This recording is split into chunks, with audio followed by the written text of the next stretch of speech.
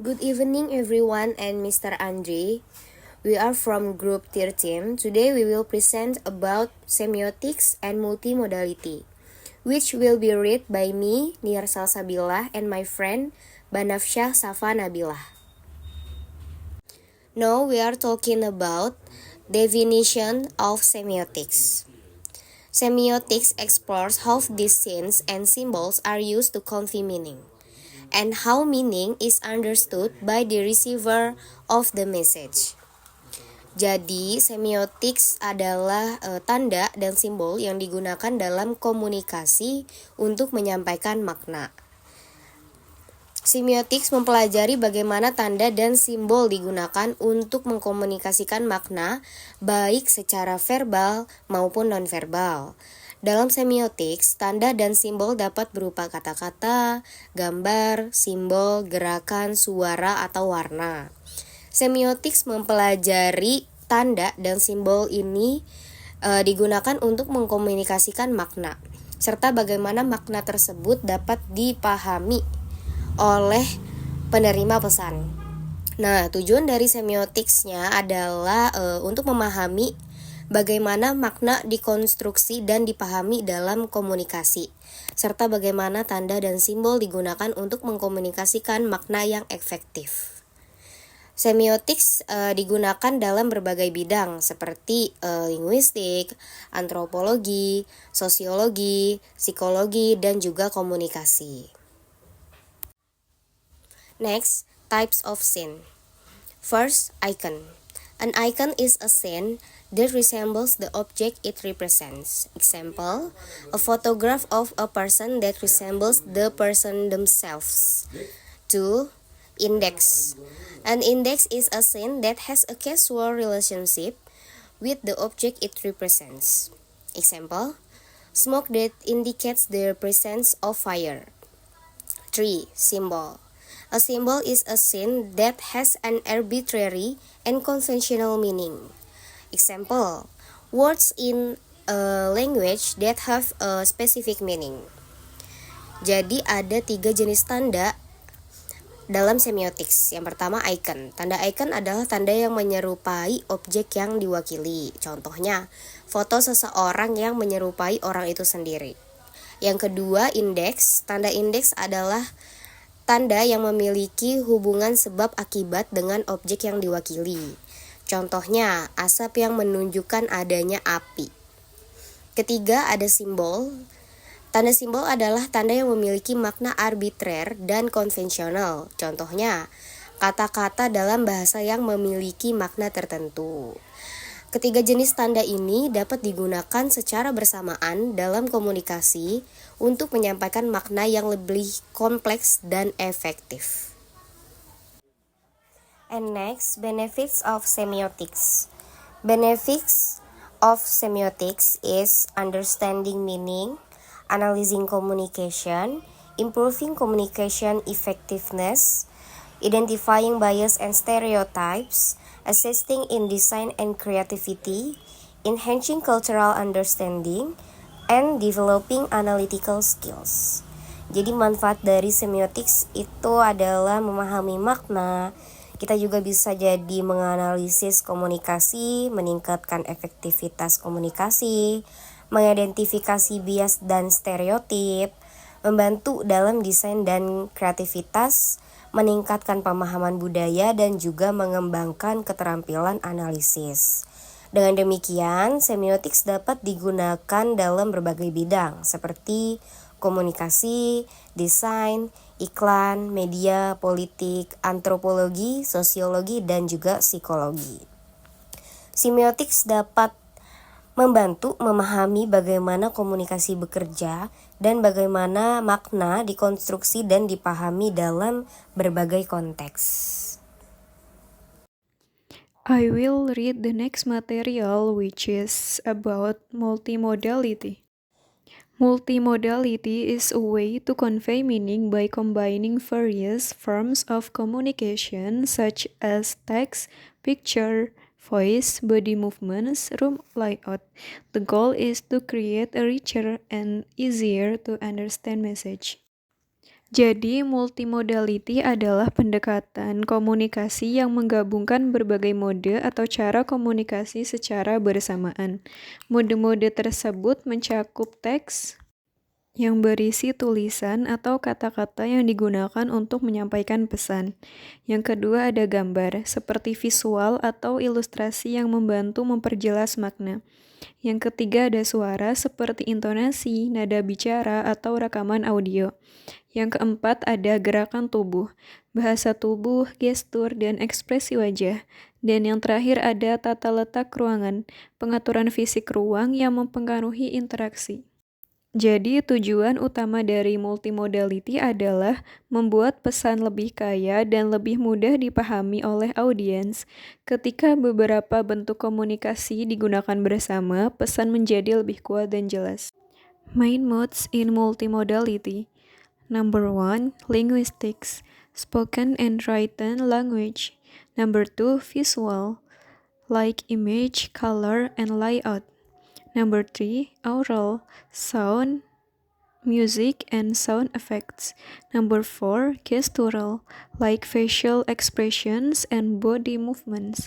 Number 5, spatial, arrangement of space and object position.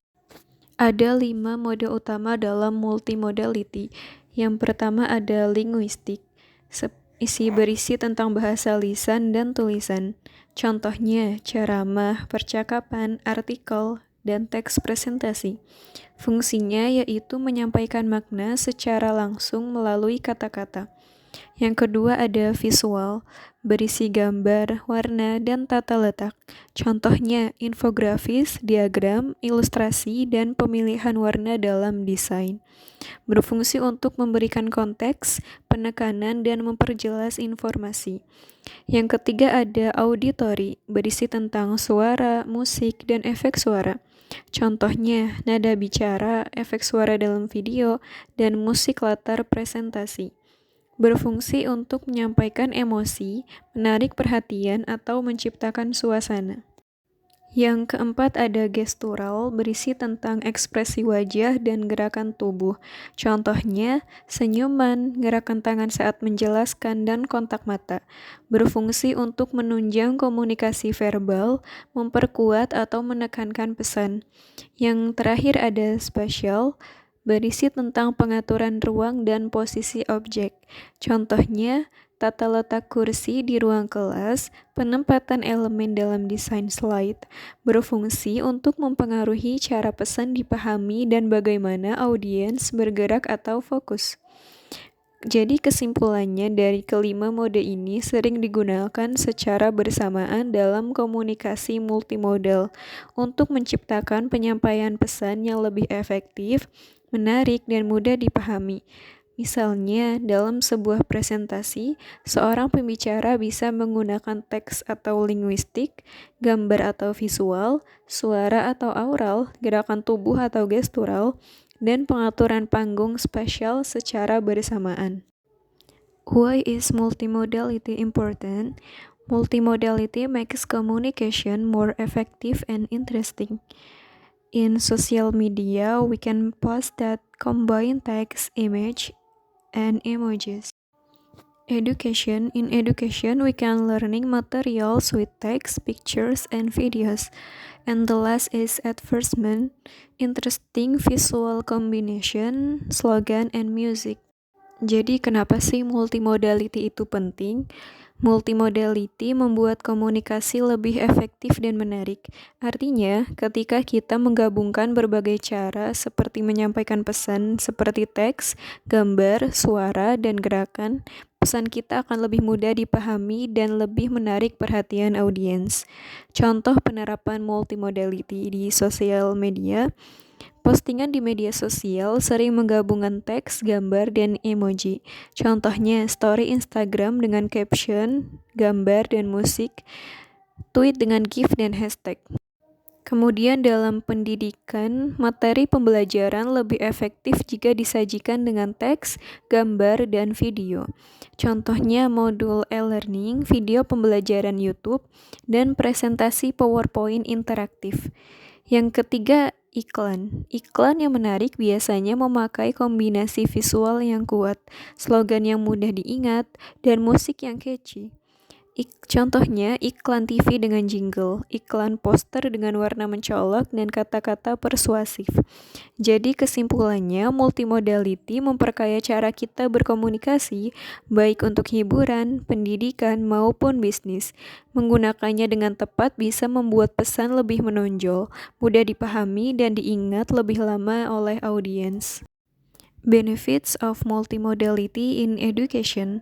Number 1, increase student understanding with various learning styles. Number 2, encourage creativity in conveying ideas. Number 3, helping students become content creators, not just consumers.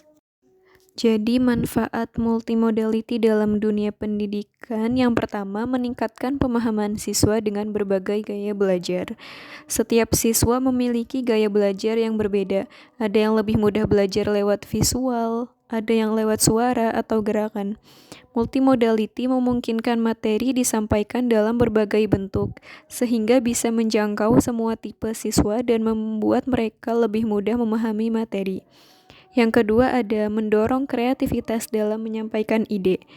Ketika siswa diberi kesempatan menggunakan teks, gambar, suara, video, atau gerakan dalam menyampaikan ide, mereka bisa lebih ekspresif dan inovatif. Ini juga mengembangkan kemampuan berpikir kritis dan kemampuan komunikasi siswa secara menyeluruh. Yang ketiga, membantu siswa menjadi pembuat konten, bukan hanya konsumen.